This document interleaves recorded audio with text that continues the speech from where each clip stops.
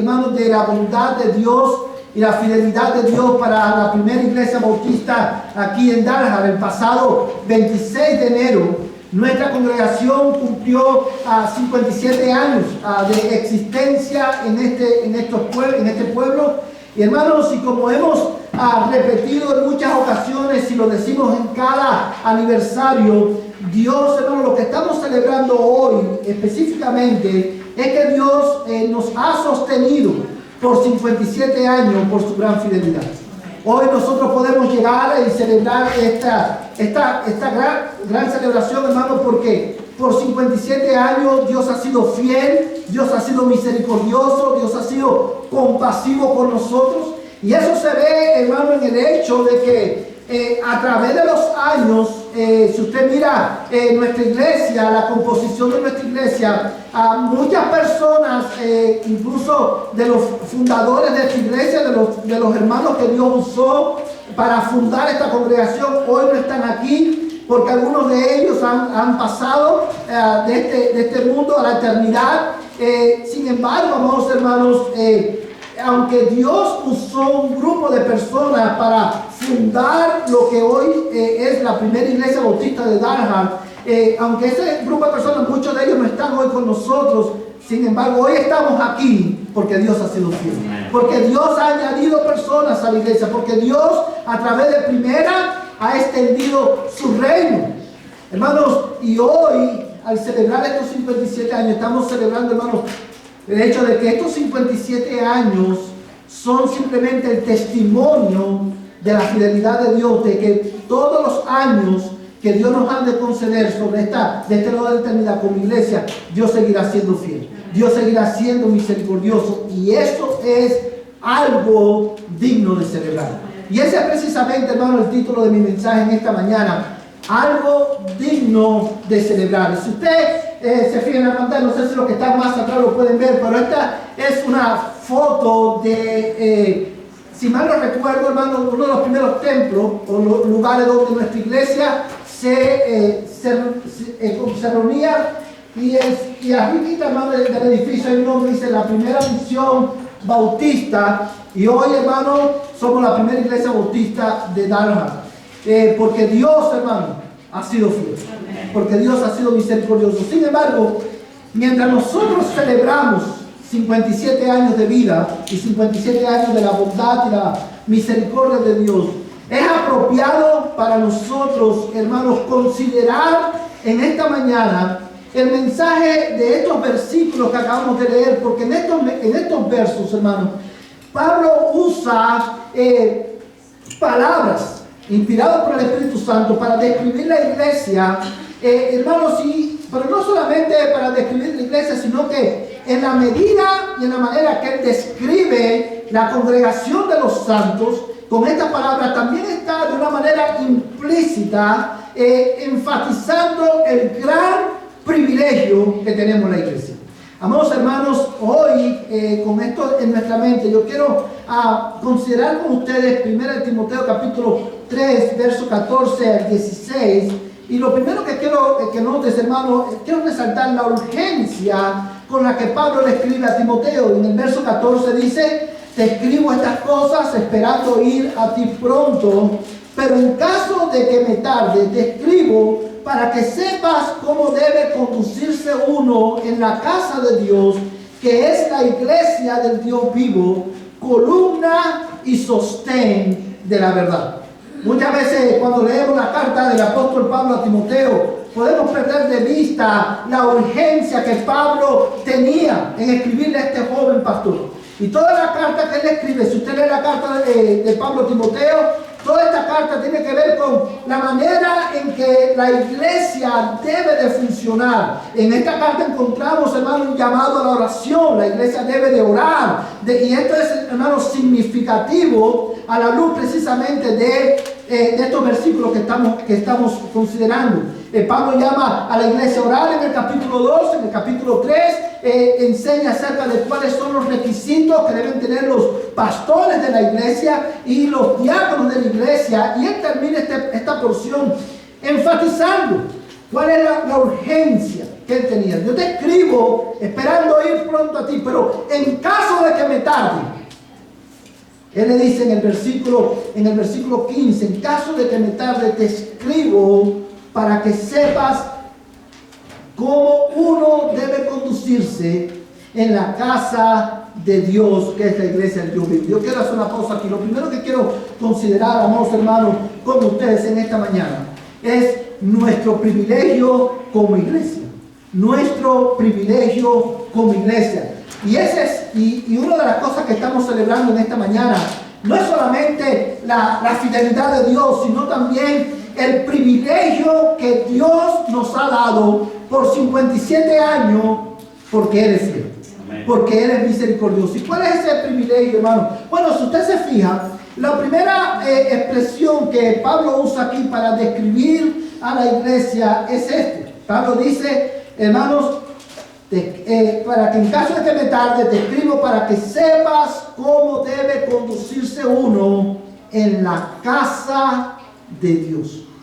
Cuando nosotros leemos este pasaje, es imperativo, hermano, es necesario que nosotros hagamos una aclaración y que enfaticemos algo que yo sé que ya usted sabe. Cuando Pablo le dice a Timoteo, te escribo para que sepas cómo debe conducirse uno en la casa de Dios, Pablo no está hablando, lo que Pablo está diciendo no es esto. Te escribo para que sepas cómo se deben de comportar cuando se reúnen en el templo. No es eso lo que Pablo está diciendo. Lo que Pablo está diciendo es, yo te escribo con urgencia para que uno sepa, no solamente Timoteo, sino la iglesia que Timoteo pastoreaba, para que uno sepa cómo debe conducirse en la casa de Dios, para que ustedes sepan cómo deben de tratarse y relacionarse, cómo deben funcionar como congregación a la luz de la verdad, de que la congregación, los creyentes, cuando nos reunimos, somos la casa de Dios. Y esta expresión, la casa de Dios, no solamente distingue a la iglesia de cualquier otra organización. Hermanos, en el mundo hay organizaciones muy buenas, pero ninguna es como la iglesia. Con todos los defectos que la iglesia pueda tener, con todas las debilidades que la iglesia puede tener. Hermano, mira que se habla mal de la iglesia. Y ciertamente la iglesia quizás muchas veces no muestra lo que verdaderamente es. Ciertamente porque la iglesia está formada por pecadores redimidos, por pecadores que han sido salvados. Muchas veces, hermanos, distorsionamos el carácter de Dios. Pero con todos los defectos que tenga la iglesia, con todas las debilidades que tenga, la iglesia se distingue. Es una organización, hermano, exclusiva. No hay otra organización como la iglesia, porque solamente la iglesia es la casa de Dios. Amén. Y por 57 años, Dios nos ha concedido ser la casa de Dios en Dallas. No solamente nos distingue de cualquier otra organización humana aquí en Dallas, Texas, que pueden haber muchas muy buenas, con buenos propósitos, pero ninguna como la iglesia. Amados hermanos, pero no solamente Pablo está distinguiendo o está poniendo la iglesia en un lugar exclusivo, sino que también con esta expresión el apóstol Pablo está resaltando el privilegio que nosotros tenemos de tener comunión con Dios, de tener relación con Dios. Y esa es, hermano, en esencia, una de las grandes bendiciones y privilegios que tiene la iglesia, que nosotros podemos tener comunión con el Dios vivo. Amén. Y esta es una verdad, amados hermanos, que no solamente la vemos en el Nuevo Testamento, sino que la vemos a través de toda la Biblia. Cuando Pablo habla de la iglesia como la casa de Dios, hermano, en este contexto, lo que Pablo está diciendo es que la iglesia es la morada de Dios, la habitación de Dios. Dios, el Dios eterno, el Dios omnipresente, el Dios omnisciente, hermano, se ha hecho ha hecho su morada en la iglesia. Y esto es especialmente significativo cuando nosotros lo comparamos, hermanos, con el Antiguo Testamento. Cuando Salomón, hermanos, dedica el templo que él edifica para Dios, Salomón hace una declaración, hermanos, que es extremadamente significativa. Y él dice: ¿podrá esta casa que yo he construido contener al Dios de los cielos? No. Es una pregunta retórica. Porque la casa que Salomón había construido para Dios no podía contener a Dios. Porque este Dios es demasiado glorioso. Él es eterno. Todas las cosas existen y subsisten en Él. Él es la fuente de la vida. Él es el creador de los cielos y la tierra. No hay casa que lo pueda contener. Sin embargo, Dios en su gran misericordia, en su gran compasión, le plació hacer su habitación entre los hombres. Amén. Y eso es lo que ha sido primera, hermano, por 57 años, a pesar de nosotros. Y es por eso que en esta mañana tú y yo podemos celebrar, porque a pesar de nosotros, y digo a pesar de nosotros, porque a lo largo de estos 57 años, nosotros, hermanos, han habido etapas en la vida de nuestra iglesia que nos hemos parecido quizá a la iglesia de Éfeso. Una iglesia con mucho conocimiento, pero con poco amor. Quizá han habido épocas en que nos hemos parecido más a la iglesia de los Corintios. Una iglesia que no reflejaba el poder del Evangelio y el poder transformador del Evangelio. Quizás en algunos momentos de la historia hemos sido semejantes a la iglesia de Filadelfia o de la Odisea, pero en cualquiera de esas etapas, Dios, hermano, no ha abandonado a la iglesia. Dios no abandonó a Primera, en este caso específico, porque a Dios le plació hacer su habitación entre nosotros. Amén. A pesar de nosotros. Hermanos, y esto es significativo, hermanos, a la luz de toda la palabra de Dios, porque yo quiero leer algunos textos de la Biblia. No los vamos a buscar por cuestión de tiempo, pero los voy a citar, los voy a leer, porque yo quiero que usted vea cómo esta verdad se hace evidente en la medida que la revelación de Dios, hermanos, avanza en la historia de la Biblia. Por ejemplo, en Génesis capítulo 3, verso 8, dice la palabra de Dios: y vieron al Señor Dios que se paseaba en el huerto al fresco del día, y el hombre y su mujer se escondieron de la presencia del Señor Dios entre los árboles del huerto. Cuando nosotros vemos, hermano, la Biblia desde el comienzo, desde el libro de Génesis, vemos a un Dios creador de todas las cosas. Pero este Dios creador de todas las cosas no es un Dios que está ausente de su creación. Dice el texto que Dios se paseaba en el huerto al fresco del día, porque este Dios es un Dios, hermano, relacional. Él nos creó para relacionarse con nosotros, para habitar en medio de nosotros. Yo quiero usar una palabra en esta mañana, hermano, que en el idioma inglés puede ser, hermano, tiene una connotación negativa cuando la aplicamos entre los hombres, y muchos se pueden hasta ofender con esa palabra, ¿verdad? Pero en el caso de Dios, la voy a aplicar a Dios porque podemos aplicarla a Dios, y es la palabra condescending. Cuando una persona tú sientes que una persona está siendo condescending contigo, ¿cómo eso te hace sentir? Te enojas.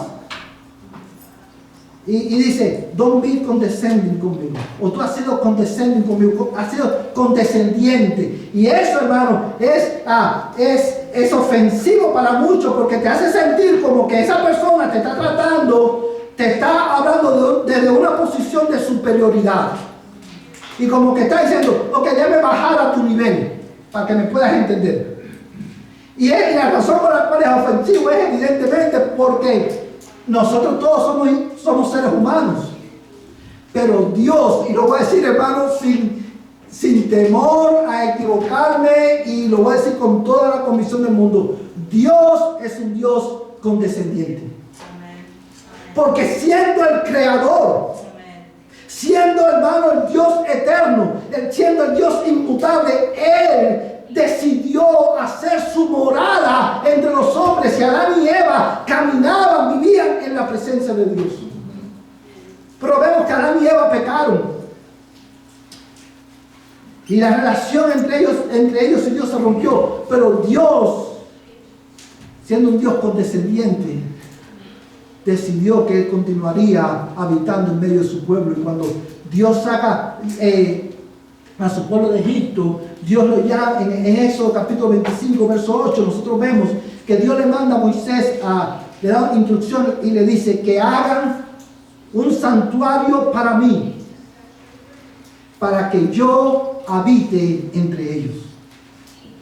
En Primera de Reyes, capítulo 8, versos 10 al 13, dice la palabra de Dios: y sucedió que cuando los sacerdotes salieron del lugar santo, la nube llenó la casa, porque la gloria del Señor llenaba la casa del Señor. Entonces Salomón dijo: el Señor ha dicho que Él moraría en la densa nube. Ciertamente yo te he edificado una casa majestuosa, un lugar para tu morada para siempre.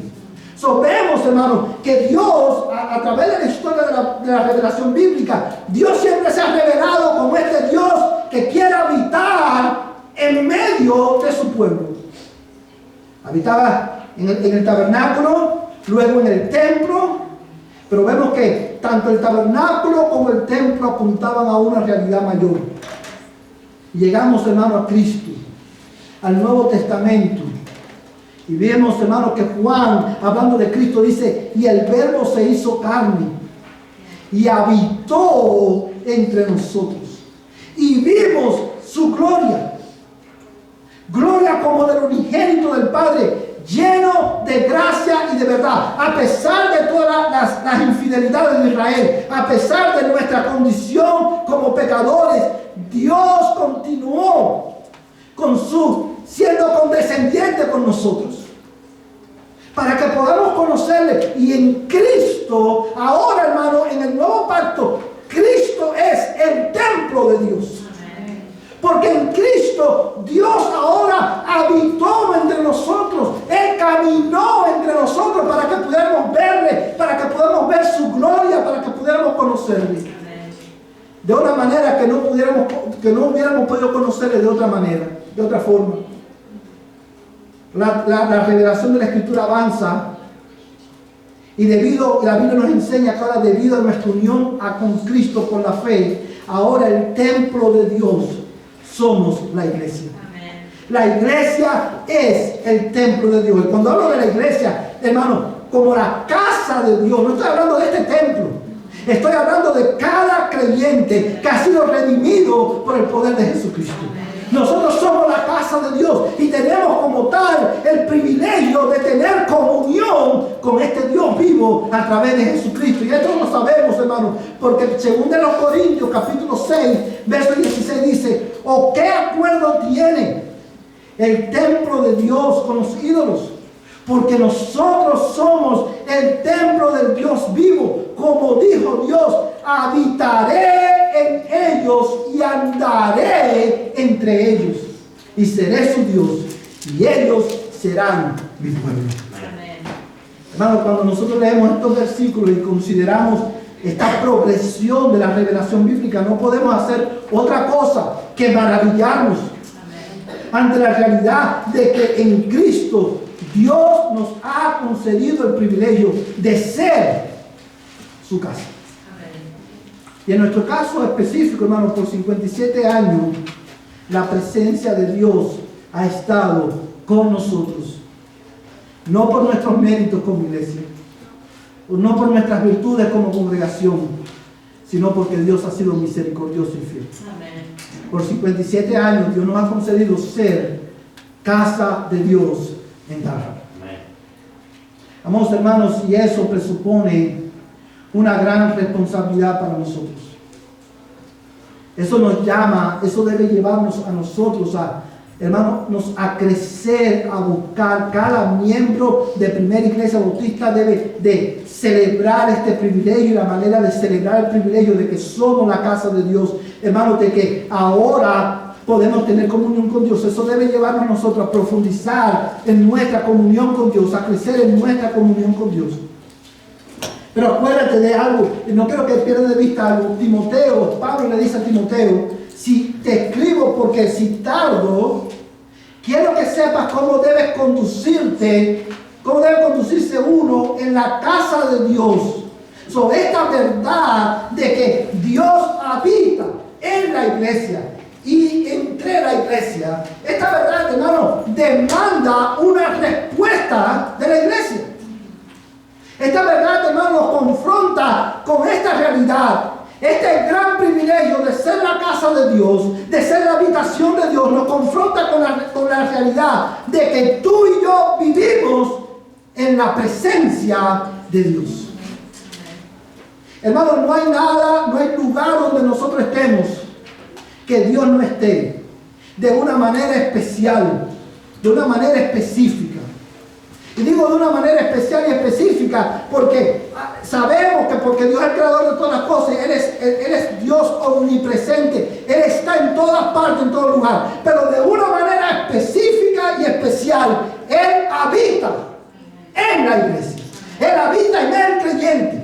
Dice la palabra de Dios que Dios nos ha dado su espíritu sin medida.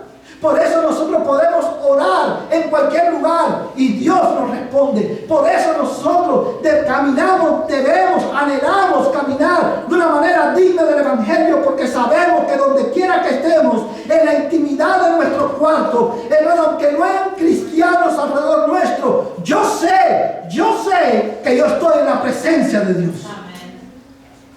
Y porque Él ha hecho habitar su espíritu en mí, yo debo de conducirme de una manera que glorifique su nombre. Porque el hecho de que también somos la casa de Dios implica que somos una familia. Cada miembro de esta casa es familia. Y yo creo que tú te regocijes en esta verdad. Tú eres parte, si tú estás en Cristo, tú eres parte de una gran familia. Pero en esta familia específica, Primera Iglesia Bautista de Dalhart, esta familia es imperfecta. Pero nos sostenemos, hermano, y permanecemos en la perfección de uno, Jesucristo. Amén. Amén. Podemos ser imperfectos. No siempre vamos a reflejar lo que verdaderamente somos, pero nosotros cada vez que nos reunimos, cada vez que estamos juntos alrededor de la palabra, venimos a celebrar a aquel que entre nosotros es perfecto, amén, Jesucristo. Amén. Amados hermanos, qué gran privilegio tenemos de ser parte de la familia de Dios y tener comunión con Dios. Y una vez más, esto marca cómo tú y yo debemos tratarnos unos con otros.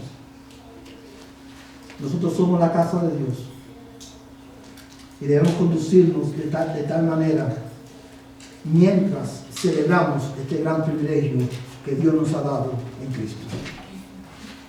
Hermanos, pero también, debido a que esta verdad que hoy nosotros celebramos, este gran privilegio, debido a que verdaderamente demanda una respuesta, esto me lleva a mi segundo punto en esta mañana. No solamente quiero que consideres nuestro privilegio como iglesia, yo quiero que tú consideres nuestra responsabilidad y misión como iglesia.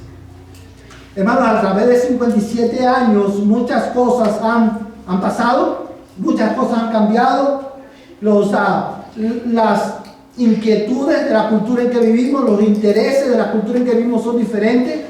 Y la iglesia en 57 años, nuestra iglesia, ha enfrentado diferentes tentaciones.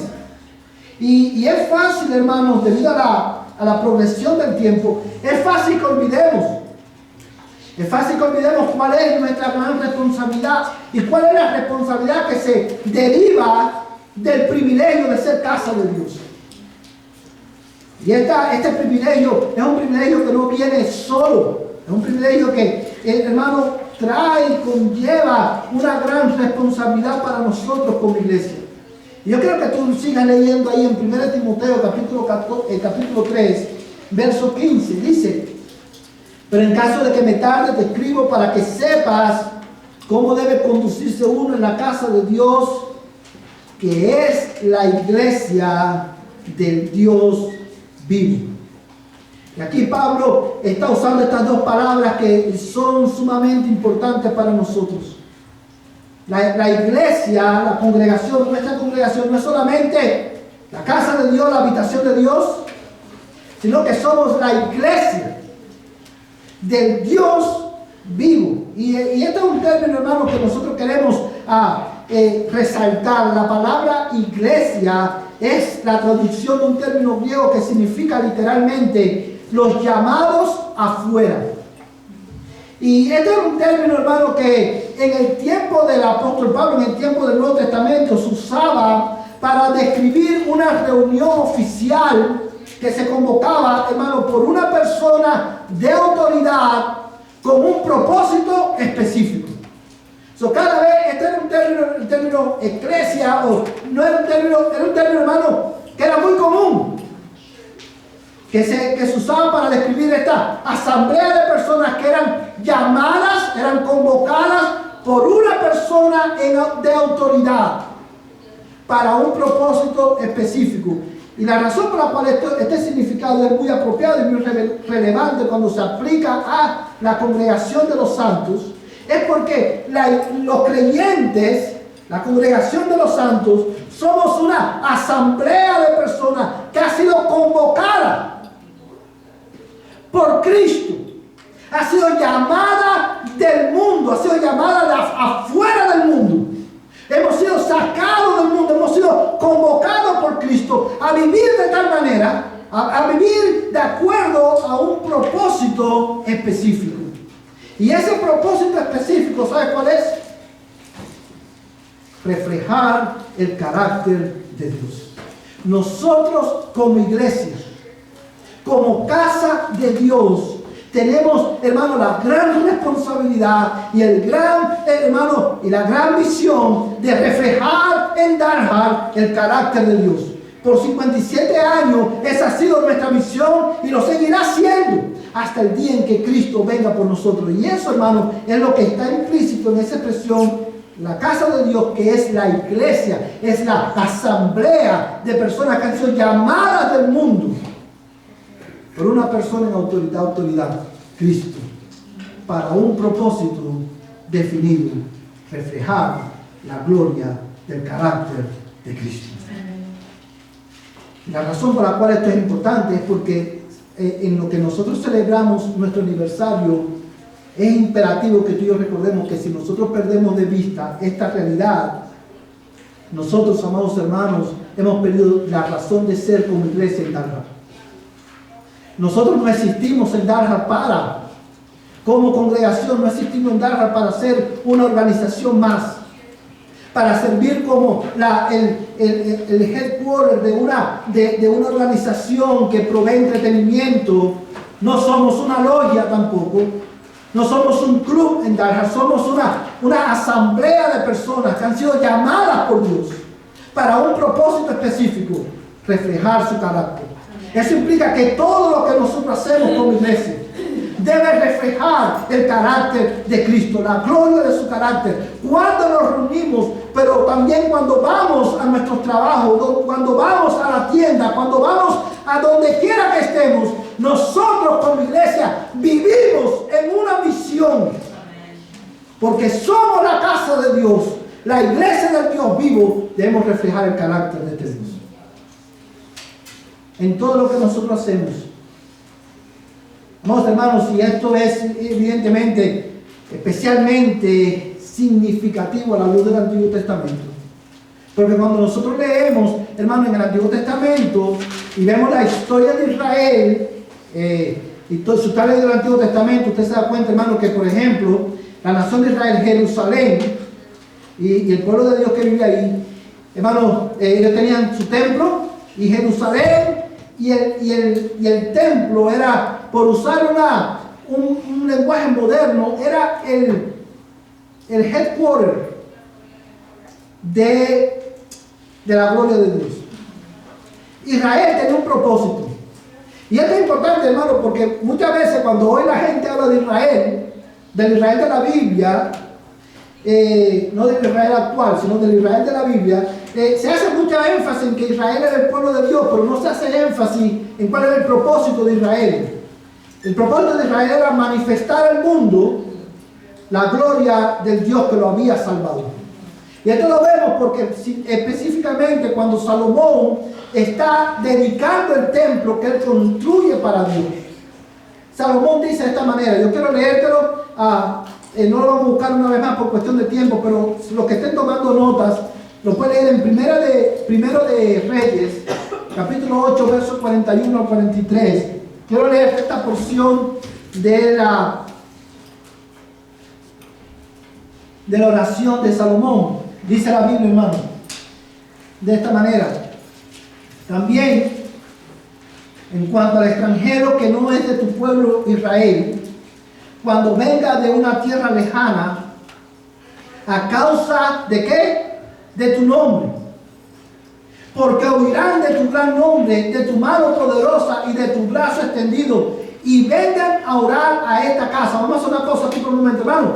Fíjate lo que Salomón está diciendo. También en cuanto al extranjero que no es de tu pueblo Israel, cuando venga de una tierra lejana a causa de tu nombre. El propósito de Israel y de Jerusalén y del templo era mostrar, que la gente escuchara acerca de la exclusividad del Dios de Israel, de la gloria de su nombre. Dice, porque oirán de tu gran nombre. Cuando hablamos del nombre de Dios, está hablando, hermano, de todo lo que Dios es, de su carácter, de su gloria. Y oirán de tu gran nombre, de tu mano poderosa y de tu brazo extendido, y vengan a orar a esta casa. Dice Salomón, escucha tú desde los cielos el lugar de tu morada, y haz conforme a todo lo que el extranjero te pida, para que todos los pueblos de la tierra conozcan tu nombre, para que te teman como te teme tu pueblo Israel, y para que sepan que tu nombre es invocado sobre esta casa que he edificado. El propósito, hermano, era que las naciones, al oír lo que Dios había hecho a favor del pueblo de Israel, al oír, hermano, cómo Dios de una manera gloriosa liberó al pueblo de Israel de la esclavitud de Egipto, cómo los llevó a través del desierto, que los extranjeros, que los gentiles vinieran, al oír esto, vinieran al templo. Tenían que venir a un lugar específico para orar a este Dios y conocer su nombre. Y Salomón le dice, Señor, escucha toda su oración y dale lo que ellos te piden para que conozcan tu nombre. Israel era el lugar, el templo en Jerusalén era el lugar donde las naciones venían a ver la gloria de Dios. Pero a la medida que la revelación de la Biblia avanza, vemos que la iglesia, los santos, somos una asamblea de personas que han sido llamados de afuera, a salir del mundo, de un estilo de vida contrario a Dios. Y mira la gran paradoja aquí, hermano. La iglesia es una congregación de personas, una asamblea de personas que ha sido llamada por Dios a salir del mundo para ir al mundo. La iglesia, ahora las naciones en Israel, las naciones tenían que venir a Israel, a Jerusalén, al templo, a ver la gloria de Dios. Pero ahora Dios ha llamado a un grupo de personas, los ha sacado del mundo para que vayan al mundo y reflejen su gloria. Aleluya. Hermano, y esto lo vemos en el hecho de que Pedro, cuando le escribe a la iglesia, le dice, pero vosotros sois linaje escogido, real sacerdocio, nación santa, pueblo adquirido por Dios para posesión de Él, a fin, con el propósito de que anunciéis las virtudes de aquel que os llamó de las tinieblas a su luz admirable. Amén. Tú y yo tenemos la gran responsabilidad, como casa de Dios, de vivir de tal manera, de ir al mundo y reflejar la gloria del carácter de Dios. ¿Cómo lo hacemos? Lo hacemos cuando los esposos cristianos aman a sus esposas como Cristo ama a la iglesia. Lo hacemos cuando las esposas cristianas se sujetan a sus esposos como la iglesia a Cristo. Lo hacemos como cuando padres instruimos a nuestros hijos de la disciplina y amonestación del Señor. Lo hacemos cuando vamos a nuestro centro de trabajo y vivimos de tal manera que todos los que están alrededor nuestro pueden ver algo diferente, no nuestras virtudes, sino lo que Dios ha hecho en nosotros. Eso lo hacemos cuando tratamos al extraño con compasión, predicando el Evangelio. Eso lo hacemos cuando podemos amar a nuestros enemigos. En todo lo que nosotros hacemos, debemos glorificar el nombre de Dios, reflejar su carácter santo, porque esa es nuestra responsabilidad como iglesia. En la medida que tú y yo nos mantengamos enfocados en nuestra iglesia, como iglesia, en esta misión, en esta responsabilidad, por la gracia de Dios en nuestras vidas, hermano, nuestro candelabro nunca será quitado de su lugar. Nunca, hermano, déjame decirte algo, en lo que nosotros celebramos 57 años de vida, yo quiero decirte algo, las puertas de una iglesia se cierran, no por la voluntad de los hombres. Las puertas de una iglesia se cierran cuando una de las cosas que alarma, que tiene alarmado el mundo evangélico, es la cantidad de iglesias que cierran todos los años en Estados Unidos y en Europa. Son cientos y cientos de iglesias que cierran. Y decimos muchas veces, no, es que vivimos en una sociedad extremadamente secularizada. El problema no es que vivimos en una sociedad secularizada, no es que vivimos en una edad post-cristiana.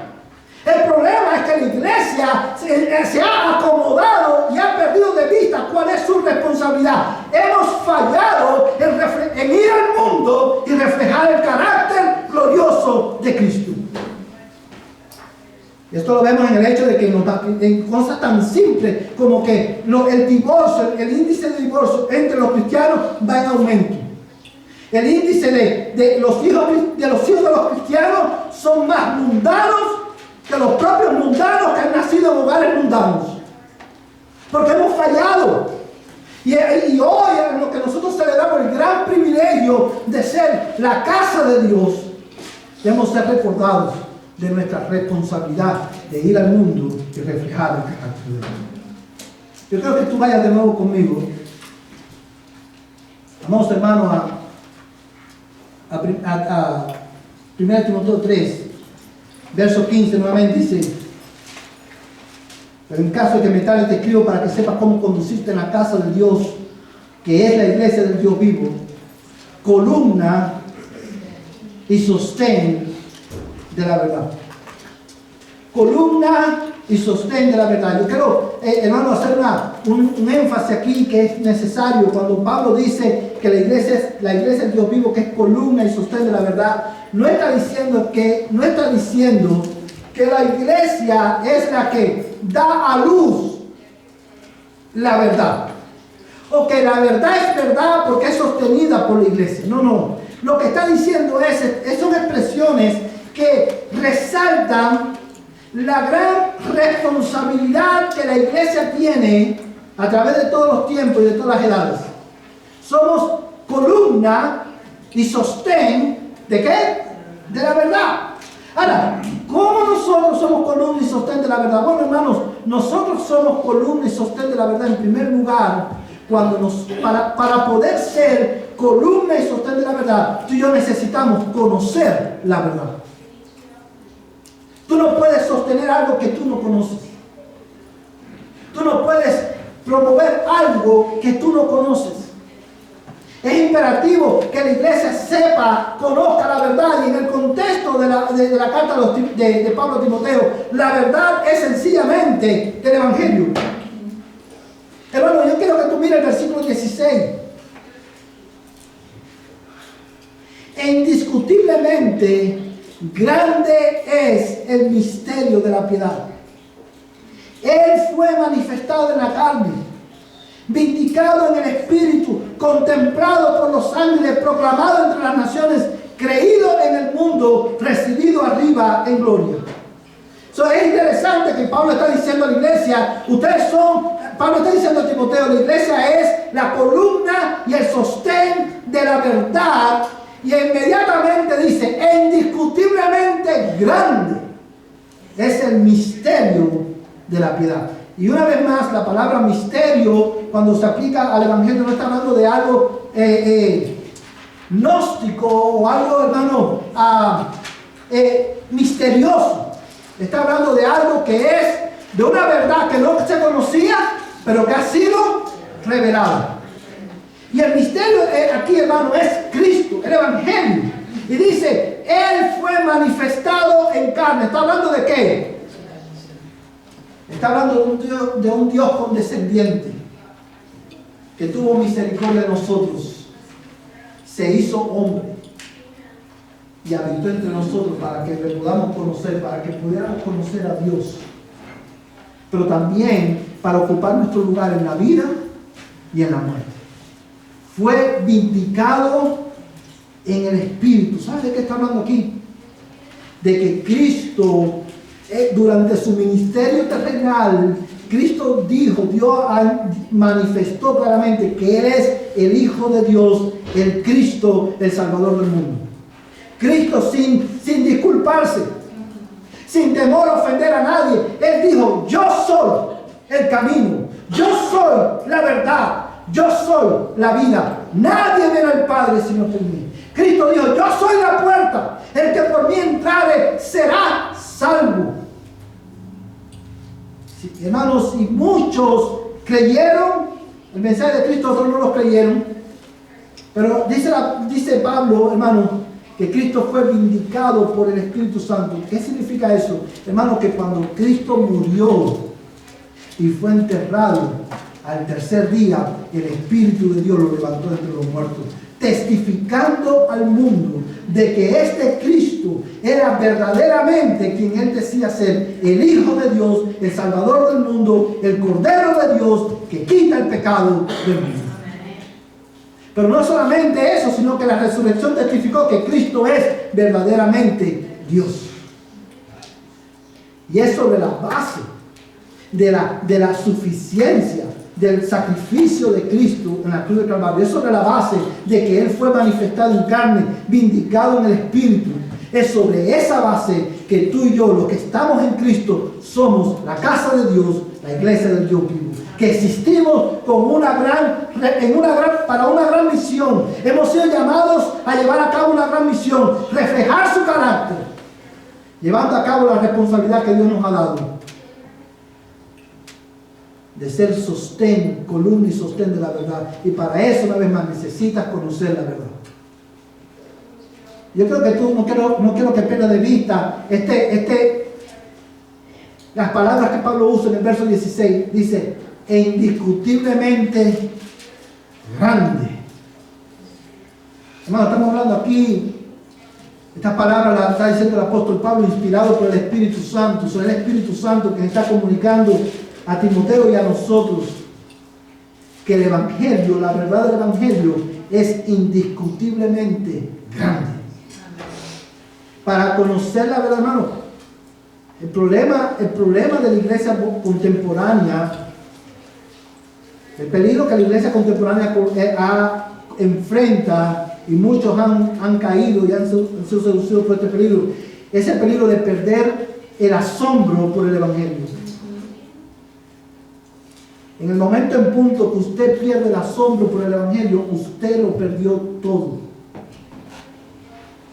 Cuando usted pierde el asombro por esta verdad que Dios se manifestó en la carne para tu salvación, cuando tú pierdes el asombro por la condescendencia de Dios, tú lo perdiste todo. Ya no hay motivación para orar, ya no hay motivación para buscar a Dios, no hay motivación para conocerle más, no hay motivación para reflejar su carácter, porque perdiste de vista que el Evangelio es indiscutiblemente grande. Grande, hermano, dice, indiscutiblemente grande es el misterio de la piedad. Hermano, para ser columna y sostén de la verdad, tú necesitas tener asombro por esta verdad del Evangelio. Necesitas conocer el Evangelio, pero también necesitas practicar la verdad. Practicar la verdad. Tú y yo debemos, hermano, de como iglesia, como la casa de Dios, el pueblo, la iglesia de Dios vivo, tú y yo debemos practicar la verdad. Cuando Pablo le escribía, hermano, a la iglesia, el apóstol Juan, perdón, le escribía a la iglesia, en la tercera carta de Juan, él le dice, hermano, a su iglesia: no tengo mayor gozo que esto, oír que mis hijos andan en la verdad. Y esa es una expresión que significa, Juan lo que estaba diciendo: no tengo mayor gozo que esto, que oír que la iglesia que yo pastoreo camina a la luz de la verdad, camina, practica la verdad, viven informados por el evangelio. Que vaya de güey, hermano, no hay mayor gozo para los pastores de la iglesia. El gozo más grande que un pastor o los pastores de una iglesia pueden tener no es la cantidad de personas que tenga la iglesia. Aunque eso puede elevar el ego, ¿verdad?, de los hombres. El gozo mayor de un pastor o de los pastores de una iglesia no es que tenga una iglesia grande. Y en consecuencia, la mayor decepción o la mayor tristeza de un pastor no es tener una iglesia pequeña. El mayor gozo de un pastor, hermano, de un pastor fiel a la palabra de Dios, es saber que la iglesia que pastorea, sea grande o pequeña, camina en la verdad, conoce la verdad, está asombrada por la verdad y en consecuencia vive a la luz de esta verdad. Y como iglesia, la primera iglesia bautista de Dallas, por ser la casa de Dios, la iglesia de Dios vivo, yo tenemos la gran responsabilidad de caminar en esta verdad. Pero también debemos, hermano, para ser columna y sostén de la verdad, tenemos que proclamar esta verdad. Dice el verso 16: indiscutiblemente grande es el misterio de la piedad. Él fue manifestado en la carne, vindicado en el espíritu, contemplado por los ángeles, proclamado entre las naciones, creído en el mundo, recibido arriba en gloria. Fíjate cómo Pablo, inspirado por el Espíritu Santo, describe tanto el Evangelio como el efecto del Evangelio. Y él dice que este Cristo, este Dios, fue manifestado en la carne, vindicado por el Espíritu, contemplado por los ángeles, dice, proclamado entre las naciones. Yo creo que tú consideres en esta mañana el gran privilegio, primera iglesia bautista de Dallas, que tú y yo tenemos como casa de Dios, como la iglesia de Dios vivo en este pueblo. Dios hubiera podido enviar, comisionar ángeles a venir a Dallas y predicar el Evangelio. Pero Dios no quiso hacerlo así. Dios llamó a un grupo de personas de afuera del mundo, los salvó para que nosotros fuéramos a ellos, al mundo, y proclamáramos el Evangelio.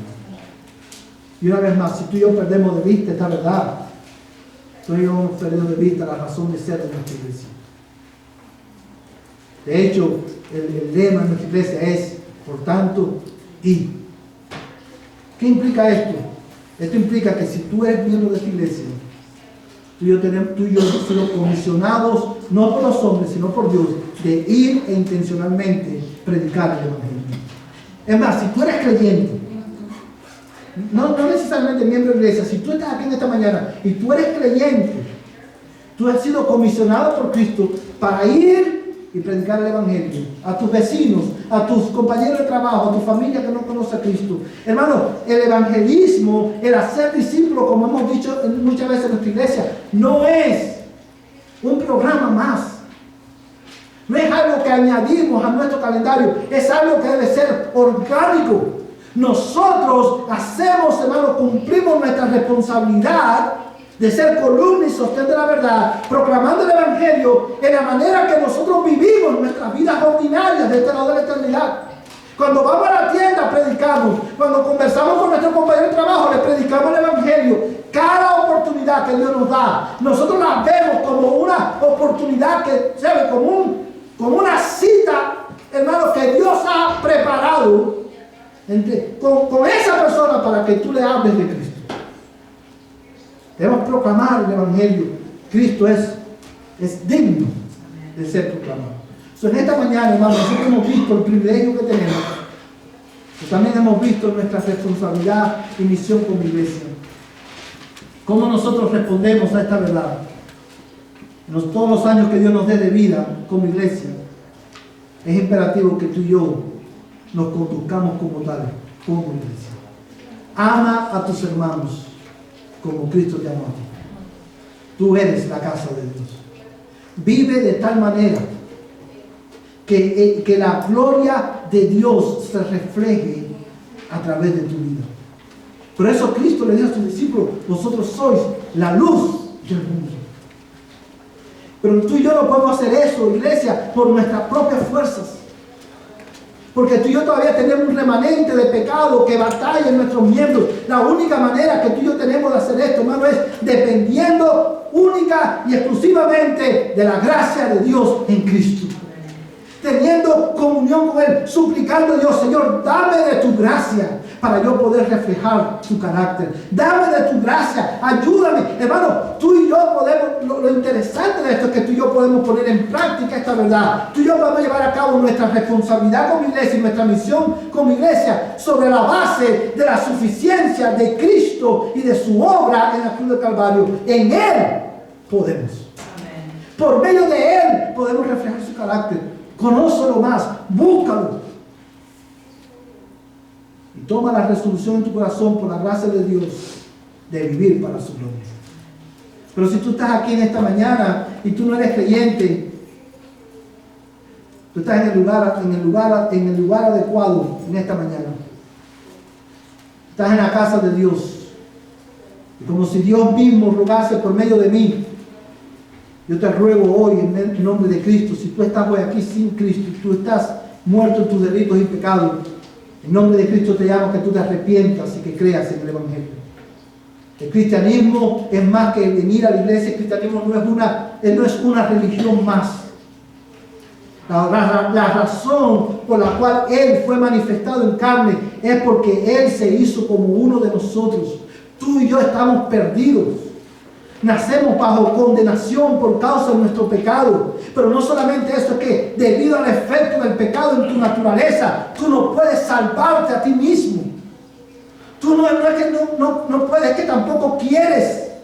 Porque el pecado afectó tu intelecto. Tú no puedes entender a Dios por ti mismo. El pecado afectó tu voluntad. Tú eres esclavo del pecado. Tú no quieres venir a la luz, dice la palabra de Dios. Ni puedes. Pero también el pecado afectó tus afectos. Y ahora tú amas más el pecado, tú amas las tinieblas y odias a Dios. Y en esa condición, tú eres digno de la ira de Dios, del castigo eterno. Pero Dios, que es rico en misericordia, se hizo uno como nosotros. Amén. Se hizo hombre para vivir la vida que tú no puedes vivir. Para morir la muerte que tú merecías. Y fue enterrado. Y al tercer día se levantó victorioso entre los muertos. Como un testimonio divino de que su sacrificio en tu lugar fue suficiente. La ira de Dios fue apaciguada. Para que si tú crees en Él y tú te arrepientes de tu pecado, tú tengas vida eterna y seas incluido en la familia de Dios. Para que dejes de ser enemigos, para que vengas a ser hijos. Y la única manera de tu hacerlo es creyendo en Jesucristo. Pon tu confianza en Cristo. Arrepiéntete de tu pecado. Cree en Él y serás salvo. Como si Cristo rogase por medio de mí. Hoy yo te ruego, pecador, ven a Cristo. El Dios fue manifestado en carne, vindicado en el Espíritu, contemplado por los ángeles, proclamado entre las naciones, creído en el mundo. La respuesta adecuada al mensaje del Evangelio, a esta realidad que hoy tú has escuchado, es creer. Creer. Cree en Cristo y serás salvo. Y arrepiéntete de tus pecados. Hermanos, vamos a ponernos en pie en esta mañana. Y vamos a responder a esta verdad. Responder, hermano, al gran privilegio que nosotros tenemos. Y a la responsabilidad y misión como iglesia que tenemos como iglesia. Vamos a responder, hermano, cantando de esta manera: sobre todo es Rey.